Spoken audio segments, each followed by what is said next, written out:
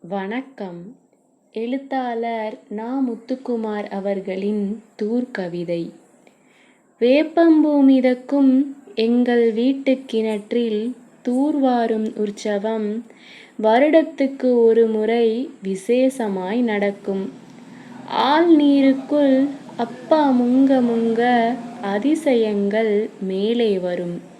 கொட்டாங்குச்சி, கோழி, கரண்டி, கட்டையோடு உள்விழுந்த துருப்பிடித்த ராட்டினம், வேலைக்காரி திருடியதாய் சந்தேகப்பட்ட வெள்ளி டம்ளர், சேற்றுக்குள் கிளறி எடுப்போம் நிறையவே.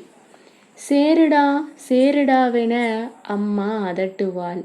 என்றாலும் சந்தோஷம் கலைக்க யாருக்கு மனம் வரும்?